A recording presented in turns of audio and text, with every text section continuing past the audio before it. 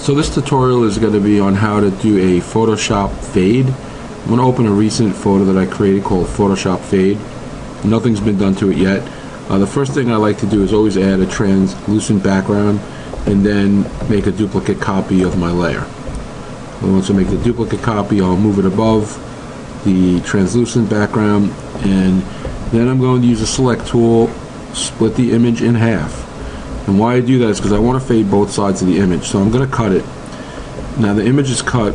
You can see here you have the translucent background. I'm going to create a new layer, and I'm going to place that image back in there and then just adjust it so that the image looks like a seamless image. That's my first step. And the only reason I'm doing this is because I want to fade both sides of the image to lay in a header on a website. Okay. So now we have image 1, and we'll call it that. Image 1 and image 2.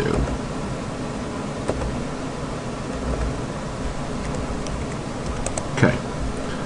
So the trick to fading in Photoshop is you need to be on the gradient tool button.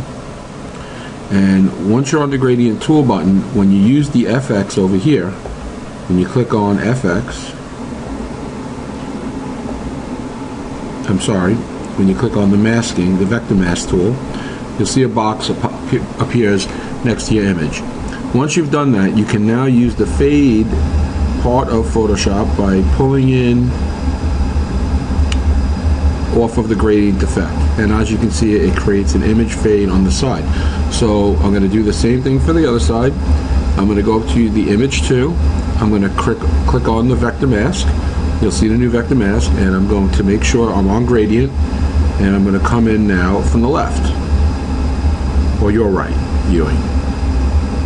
So now we have an image that obviously you can see is faded on both sides, and you can play with that fade. I mean, you can come in quite a bit.